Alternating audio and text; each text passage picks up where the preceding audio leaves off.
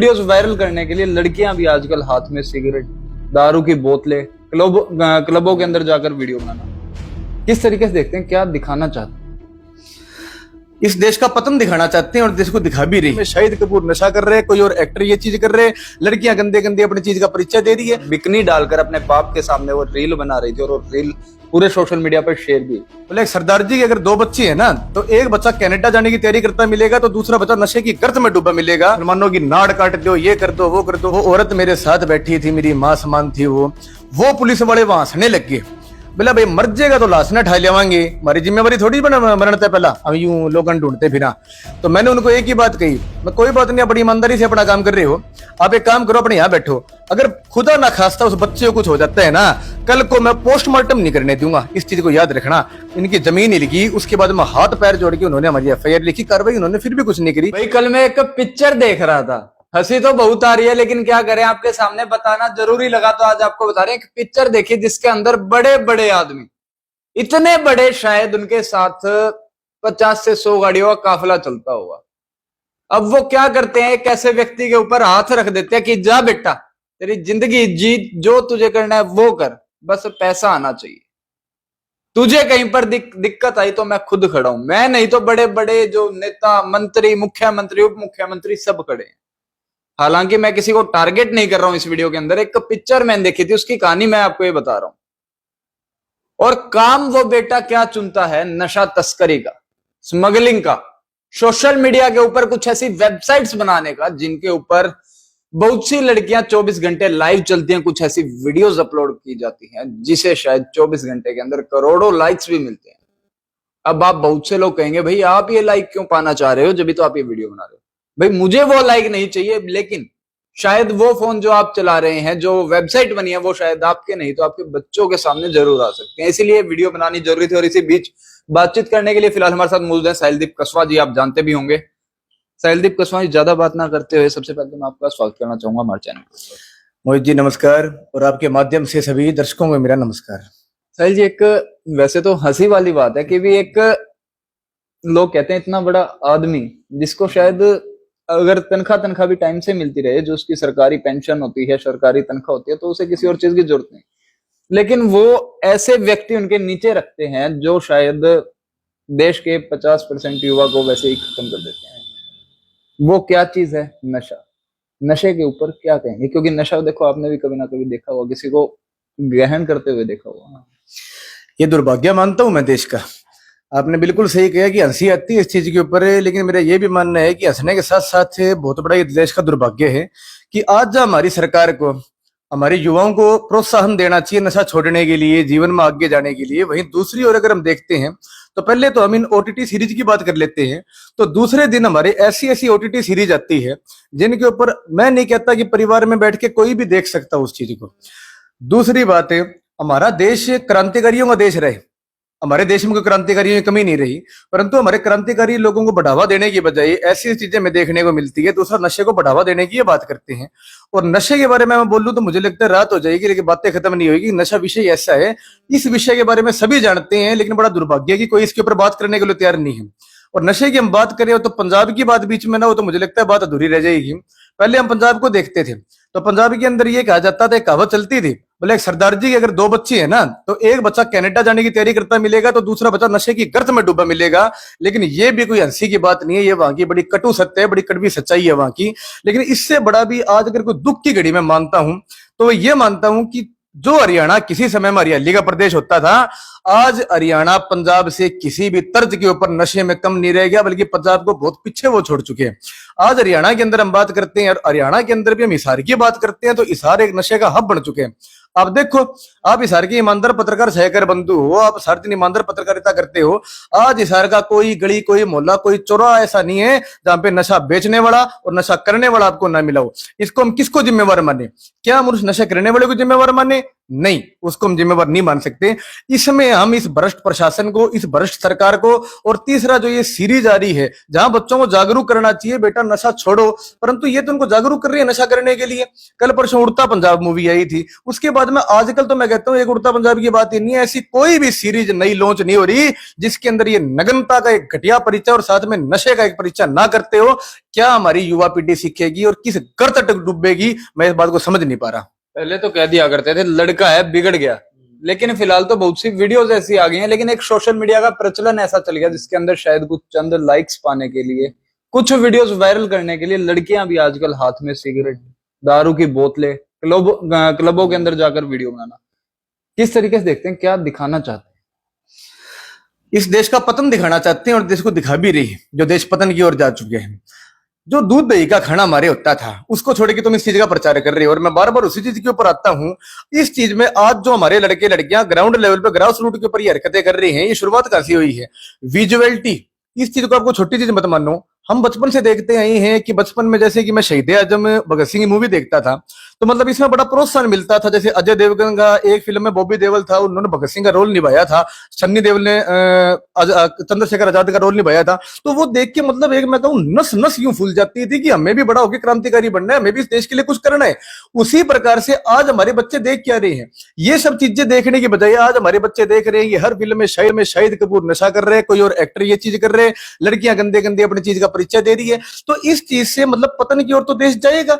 आज मैं बिल्कुल आपकी बात ठीक है, जहां हमारी लड़कियां कहते थे ना बोला हमारी छोरी छोरों से कम है क्या, तो भाई हमारी बच्ची हो, आप कम नहीं हो, लेकिन इस चीज में आगे मत निकलो भाई। आईएएस बनो, आईपीएस बनो, बढ़िया अपने माँ बाप का नाम रोशन करो। वैसे ही हमारे युवा लड़कों को मैं कहना चाहता हूँ, हमारे नौजवान साथियों को मैं कहना चाहता हूँ, ये देश युवा ही चला सकते हैं। और ये भी मैं कहता हूँ कहीं ना कहीं सरकार की बहुत गलत नीति हो सकती है कि युवा को इस अंधकार के अंदर झोंक दो।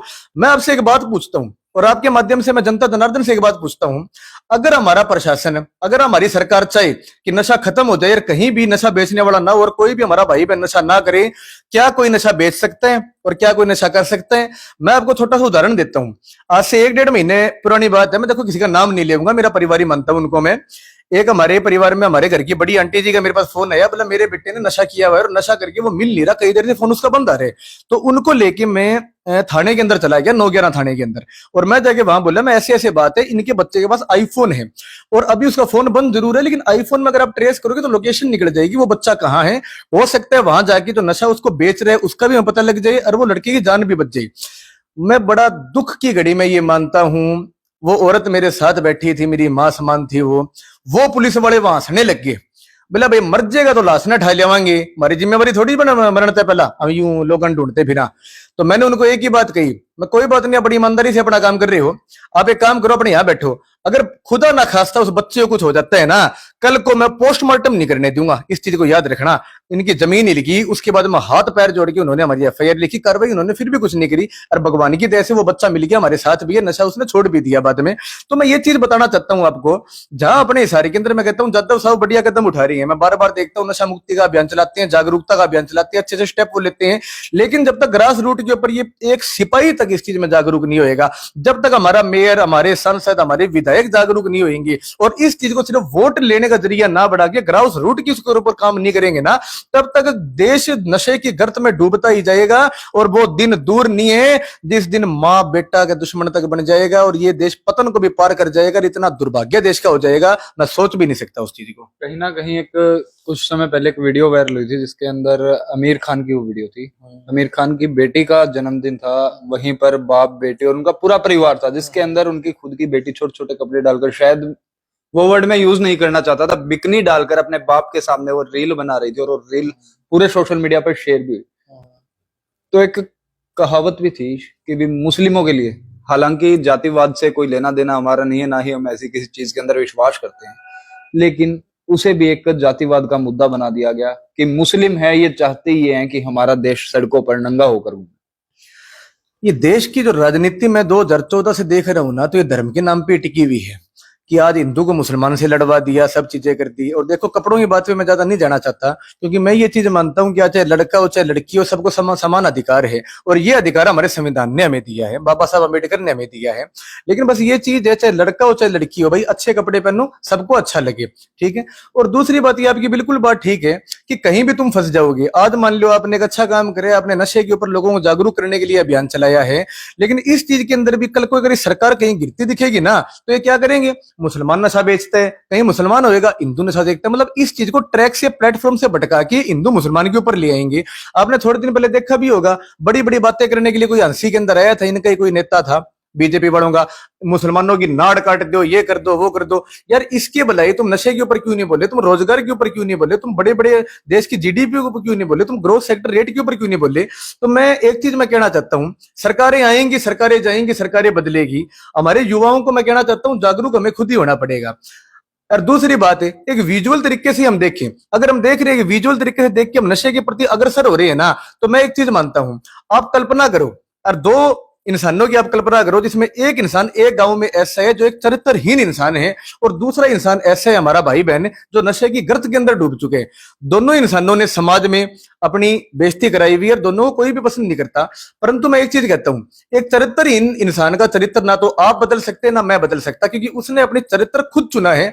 परंतु एक वो हमारा भाई बहन जो इस नशे की गर्त के अंदर डूब चुके हैं, क्या पता वो हमारा भाई बहन हमारा इंतजार कर रहा हो कि हम जैसा कोई आए और हाथ पकड़ के उसको इस दलदल से खींच के बाहर निकाल ले। नशा करने वाले किसी भी हमारे भाई बहन से नफरत मत करो, वो आज इस बीमारी से ग्रस्त हो चुके हैं। इस बीमारी को ठीक करना है, समाज को एकत्रित होकर ठीक करना है, सभी पार्टियों को, सभी संगठनों को मिलकर ठीक करना है, और इस चीज की एक बहुत बड़ी जागरूकता मुहिम चलानी है। और एक चीज मैं आपके माध्यम से बताना चाहता हूं, आज आपने ये देखा भी होगा, मैंने कम से कम हिसार में और फतेहाबाद के अंदर 10 कॉलेजों के अंदर एक नशा मुक्ति का जागरूकता अभियान चलाया है। क्योंकि इस चीज में बड़ा मैंने सोचा कि आज हमारे जो कॉलेजों के अंदर बच्चे आते हैं, वो 90% ऐसे बच्चे आते हैं जो किसान, मजदूर, मर्रा, गरीब तबके के बच्चे होते हैं।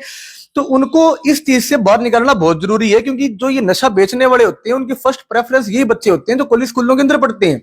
मैं आपको बताना चाहता हूँ, बड़ा दुर्भाग्य है इस चीज का, 10 कॉलेजों में मैंने नशा मुक्ति का अभियान चलाया है साथियों। किसी भी कॉलेज में किसी भी प्रिंसिपल ने मुझे अनुमति तक नहीं दी कि आप अंदर जाके नशा मुक्ति का अभियान चलाओ। और जिस समय मैं वहां गया और जाके मैंने अभियान चलाया, उसके बाद में प्रिंसिपल्स हमारे पास आई और बोली आप कैसे आ गए हमारे कॉलेज में। मैंने उनको यही कहा, मैं जी सर आपके पास हम आए थे, हमने परमिशन मांगी, आपने परमिशन क्यों नहीं दी। बोला हम क्यों परमिशन दें नशा मुक्ति के लिए, मतलब आप नशा बिकवाना चाहते हो।